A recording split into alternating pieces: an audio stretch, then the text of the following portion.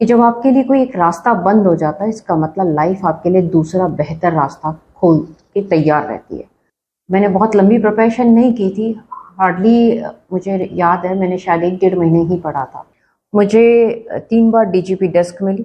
इसके सिवाय 100 से ज़्यादा रिवॉर्ड हैं। एक बार कलेक्टर द्वारा सम्मानित किया गया आर्म्स फैक्ट्री पकड़ने के लिए, और इस तरह के उत्तम सेवा चिन्ह मिला। इस तरह के काफ़ी सारे रिवॉर्ड्स हैं।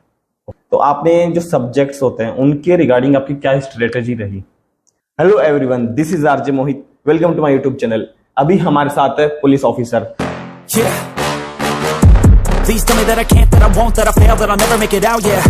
Please tell me all the bad, never good, fill my head full of every single doubt, yeah. Please say any negative thoughts, I pop off when I hear people say I cannot. I get off to the thought of proving everyone. आज इनका interview लेंगे और इनका introduction कराएंगे आपको, और आपको इनकी जर्नी के बारे में और इनकी स्ट्रेटेजी वगैरह सब कुछ बताएंगे। तो स्टार्ट करते हैं इंट्रोडक्शन से, प्लीज मैम। नमस्कार, जय हिंद। मैं SHO मालवीय नगर पूनम चौधरी। मैं यहाँ पुलिस इंस्पेक्टर हूँ और इस एरिया में बतौर SHO पोस्टेड हूँ। बताएं सर। सो मैम, आप SHO की पोस्ट पे कैसे आए? आपने कहाँ, आपकी जर्नी कहाँ से स्टार्ट होती है? ओके। मेरे फादर आर्मी में थे। उनकी यूनिफॉर्म मुझे बहुत अट्रैक्टिव लगती थी। उनकी यूनिफॉर्म, उनका ऑरा मुझे इंस्पायर्ड करता था, जिससे मुझे लगा कि हाँ, I have to be the part of either army और पुलिस। मुझे पुलिस में ये अपॉर्चुनिटी मिली 2005 में। बतौर सब इंस्पेक्टर मैंने यहाँ ज्वाइन किया राजस्थान पुलिस में। ये जर्नी वहाँ से स्टार्ट हुई और 2013 में मुझे प्रमोशन मिला। इस जर्नी में मेरी पोस्टिंग्स करौली रही, राजस्थान पुलिस एकेडमी रही, इसके सिवाय SOG में रही, स्टेट साइबर क्राइम में रही, और ATS के बाद मैंने यहाँ ज्वाइनिंग दी। इस 18-19 ईयर्स की इस जर्नी के अंदर मैंने कई चीज़ें फेस की, कई चीज़ें सीखी। ये जो लर्निंग का प्रोसेस था, what I can say, it is still going on. So ma'am, आपने इसकी प्रिपरेशन कहाँ से की? SI की प्रिपरेशन की आपने, वो कहाँ से की? मैंने सब इंस्पेक्टर के लिए कोई प्रिपरेशन नहीं की थी। और जब हम किसी चीज़ के लिए कोशिश करते हैं या कोई चीज़ हम करना चाहते हैं, तो वो प्रिपरेशन नहीं होती, वो एक जर्नी होती है जो चाइल्डहुड से चलती है, आपके बचपन से चलती है, आपकी आदतों का हिस्सा होती है। हाँ, उसमें एक गाइडेंस के लिए किसी की कोचिंग कोई कुछ लोग लेते हैं, बट आई एम सॉरी, मैंने नहीं ली थी। आपने सेल्फ से किया? हाँ, मैंने अपने। आपका मीडियम क्या था? मेरा मीडियम इंग्लिश था। इंग्लिश था जी। तो आपने जो सब्जेक्ट्स होते हैं उनके रिगार्डिंग आपकी क्या स्ट्रेटेजी रही? सब्जेक्ट्स में यही कहूंगी कि हिंदी हमारी मातृभाषा है। मातृभाषा को पढ़ना, समझना और उसमें अपनी रुचि दिखाना एक हर इंसान का शौक होता है। रही बात सब्जेक्ट्स में, तो जो जनरल नॉलेज है, अवेयरनेस है, वो तो हर इंसान को पता होती है। जब आप डेली न्यूज़पेपर पढ़ते हैं, न्यूज़ देखते हैं, आपको रेगुलर अपडेट्स मिलती रहती हैं, तो उससे आपका कंप्लीट हो जाता है। बाकी चीज़ें कुछ अलग नहीं थी, रूटीन का हिस्सा थी। जो सब्जेक्ट्स पढ़े थे वही पार्ट आया था, उन्हीं को रिवाइज किया। ओके मैम, आपको एक डेली नॉर्मल डे में कितने घंटे पढ़ लेते थे? मैंने कभी इस पे फोकस नहीं किया कि मुझे 18 आवर्स पढ़ना है, 16 आवर्स पढ़ना है, 20 आवर्स पढ़ना है, लेकिन एक चीज़ मेरे कंफर्म थी कि मुझे जितने घंटे पढ़ना है। मैंने बहुत लंबी प्रिपरेशन नहीं की थी, हार्डली मुझे याद है मैंने शायद 1-1.5 महीने ही पढ़ा था। 1-1.5 महीने? जी, मैंने 1-1.5 महीने ही पढ़ा था। उससे पहले मैं रेगुलर अपडेट रखती थी खुद को। इससे पहले मैंने आर्मी का एग्ज़ाम दिया था 3 बार, SSB का। तो उस वजह से मेरी जो स्टडीज़ थी वो मेंटेन थी, और उसमें यह था 1-1.5 महीने में मैंने चीज़ों को रिवाइज किया था प्रॉपरली। और उसमें जितनी देर मैंने पढ़ा वो मैंने इस तरह से पढ़ा कि जो पेज मैंने पढ़ लिया उसको मुझे वापस अगर करना है तो उसके हाईलाइट पॉइंट जो है बस उनको चेक करना है, पूरा पेज नहीं पढ़ना है। तो मैंने क्वालिटी एजुकेशन पे थोड़ा ध्यान दिया। क्वालिटी एजुकेशन पे तो आपने नोट्स वगैरह नहीं बनाए थे? यही मैंने कहा, जो हाईलाइट पॉइंट्स हैं, जिन पॉइंट्स को मैंने हाईलाइट किया है, मुझे सिर्फ वही रिवाइज करना है, तो वो मैंने अपने बनाए थे। कौन से अटेम्प्ट में आपका हुआ था सिलेक्शन? सब इंस्पेक्टर में मेरे फर्स्ट अटेम्प्ट में हो गया। फर्स्ट अटेम्प्ट में हो गया। तो जैसा कि आप बोल रहे हैं कि बचपन से आपकी पर्सनैलिटी के अंदर ये जुनून था, तो तो आई थिंक कहीं आप डिप्रेस भी नहीं हुए होंगे। नहीं, देखिए डिप्रेशन अगर कहें तो एक फेज होता है, और क्योंकि कम एज में मुझे अपॉर्चुनिटी मिल गई तो इसलिए मेरे पास ये डिप्रेशन जैसी चीज़ तो नहीं आई। लेकिन अगर कोई हताश हो भी जाता है, सफलता हाथ नहीं लगती, तो मुझे एक चीज़ समझ में हमेशा आई है कि जब आपके लिए कोई एक रास्ता बंद हो जाता है, इसका मतलब लाइफ आपके लिए दूसरा बेहतर रास्ता खोल के तैयार रहती है, बस उस रास्ते की तरफ हम जाते नहीं हैं। क्योंकि मेरी प्रायोरिटी आर्मी सर्विसेज थे, आर्मी में मेरा नहीं हुआ तो मुझे यहाँ अपॉर्चुनिटी मिली। ये अभी वहाँ मेरी अपॉर्चुनिटीज क्लोज नहीं हुई थी, उससे पहले मुझे ये मिली। एंड एस्पिरेंट्स जो प्रिपरेशन कर रहे हैं या फिर जो अब करेंगे, उनको किन किन बातों का ध्यान रखना चाहिए प्रिपरेशन के टाइम पे? एक तरह से कौन कौन से मिस्टेक्स को अवॉइड करना चाहिए? देखिए, जो एस्पिरेंट्स अभी तैयारी कर रहे हैं किसी भी एग्जाम की, एक तो उनका फोकस, उनका डिटर्मिनेशन, उनका डेडिकेशन क्लियर होना चाहिए कि वो क्या करना चाहते हैं लाइफ में। और जब उनका गोल उनके माइंड में क्लियर होता है तो चीज़ें ऑटोमेटिकली होती चली जाती हैं। उनको डिस्ट्रैक्ट नहीं होना है, अपनी लाइफ से कुछ भी नहीं करना है, सिर्फ डिस्ट्रैक्शंस हटाने हैं, उनका गोल उनको इजीली अचीव हो जाएगा। और एक चीज़ जो कि हमने बचपन से सुनी है, सबको बोला जाता है, किसी को नहीं बोला जाता, वो लकी होते हैं, लेकिन सबको बोला जाता है कि आप ये कर लो, इसके बाद सब कुछ सही हो जाएगा। जैसे 10th कर लो, 12th कर लो, या फिर आप ये जॉब ले लो, आपके लिए ये जॉब है, जैसे IAS IPS जो कोई भी जॉब हो सकती है, आप ये करो फिर सब कुछ सेट है।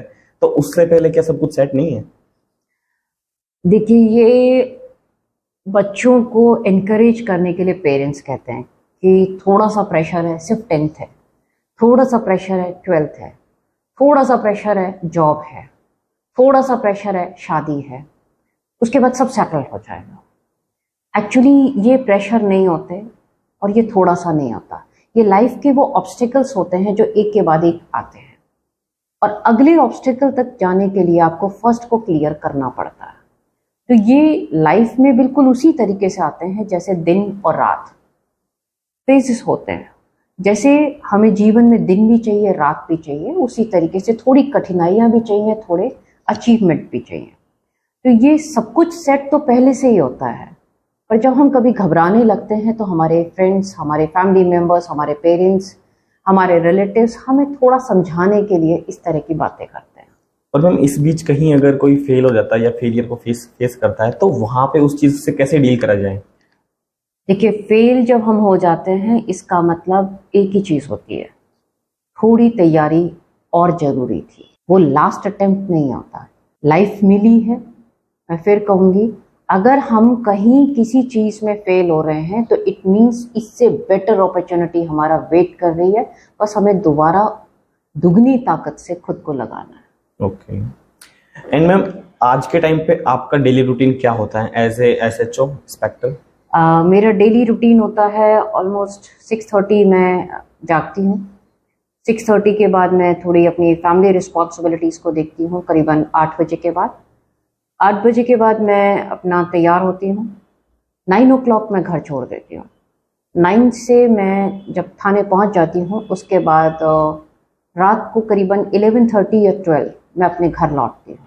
रात को? जी, रात को 11:30 या 12 रूटीन में मैं अपने घर लौटती हूँ।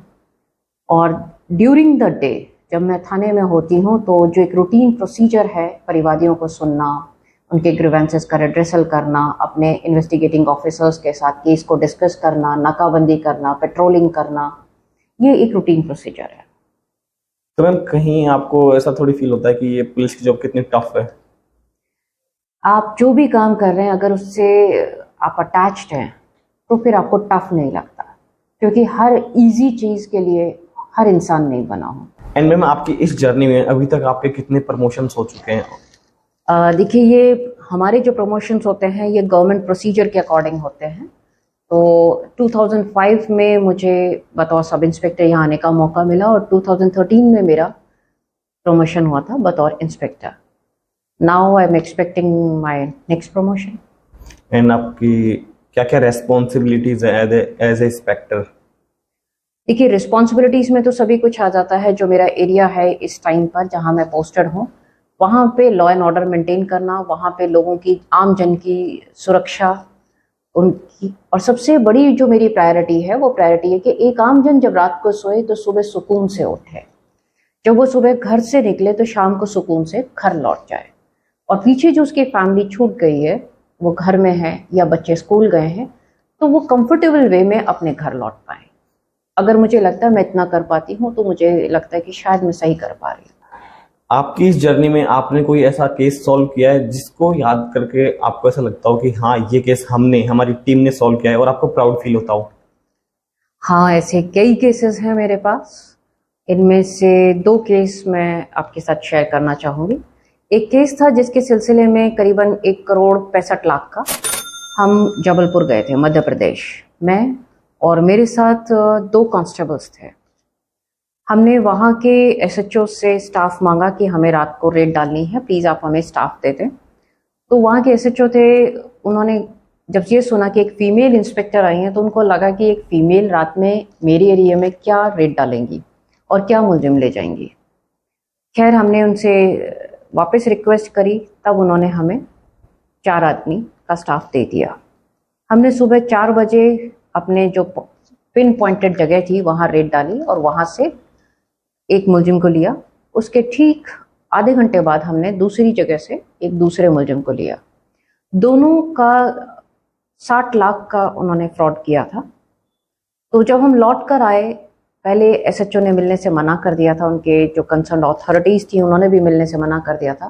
बाद में जब हम लौट कर आए, मैं और मेरी टीम, तो उन्होंने कहा कि ये अनबिलीवेबल है, हमारे इस एरिया में आके हमारी नाक के नीचे से एक फ़ीमेल इंस्पेक्टर आती हैं, वो भी राजस्थान से, और मुलजिम पिन पॉइंटेड मुलजिम ले जाती हैं। इतना क्लियर कैसे कर सकते हैं आप कि हमें नहीं मालूम चला, आप आए हमारे एरिया में, हमारे यहाँ से मुलजिम उठाया, ये शॉकिंग है।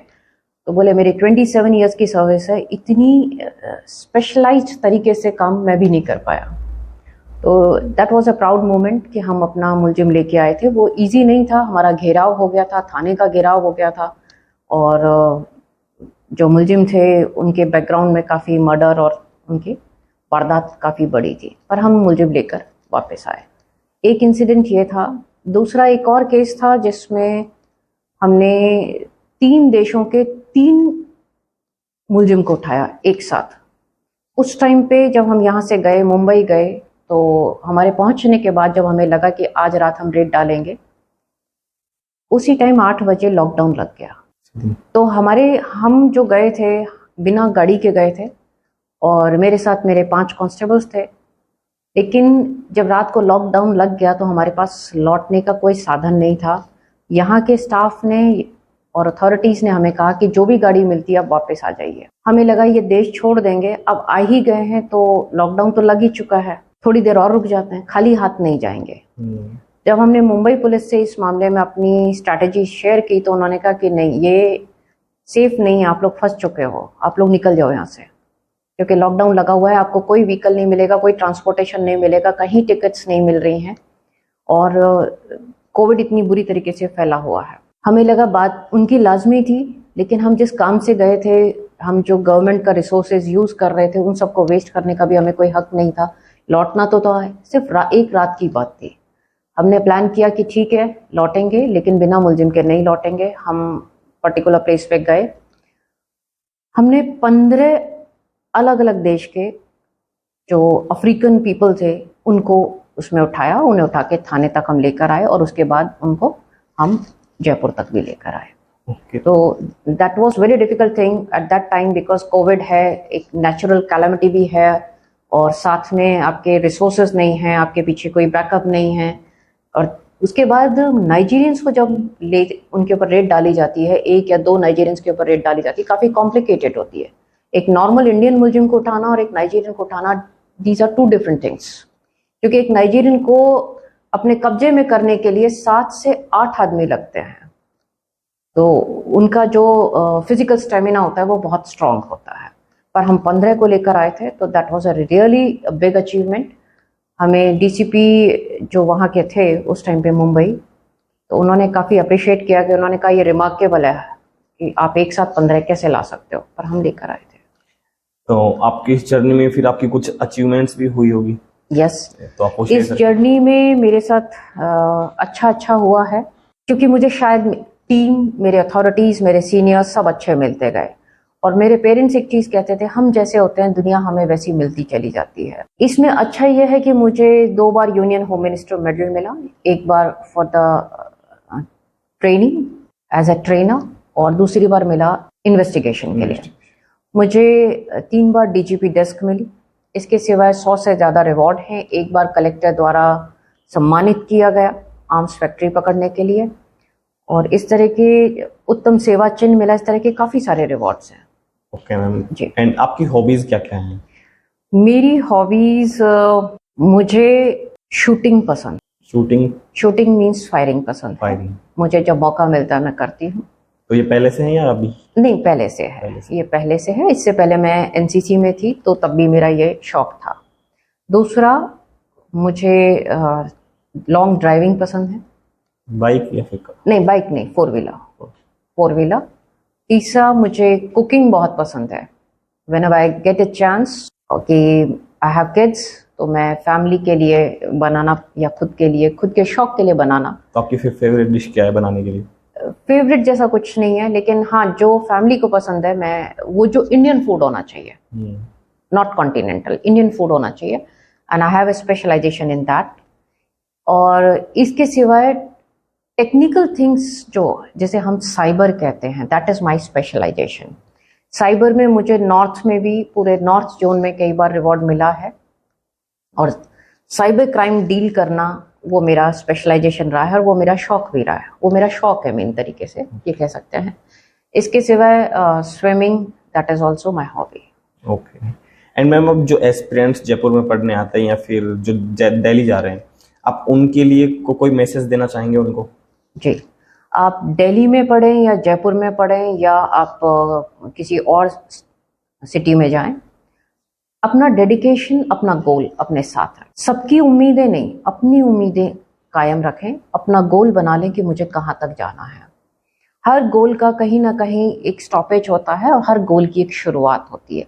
जब लगे लाइफ में कि लाइफ बहुत कॉम्प्लिकेटेड हो रही है, फेलियर कंटिन्यू आ रहे हैं, लगातार आ रहे हैं, तो उस सिचुएशन में जब आपको लगे कि अब बस नहीं हो सकता, तब आपको लगेगा, एक बार जाके देखना कि हो सकता है जितना आपको मिला है उतना लाखों को नहीं मिला है। और कैसे लगेगा, कभी किसी हॉस्पिटल के न्यूरो वार्ड में जाके चेक कीजिएगा।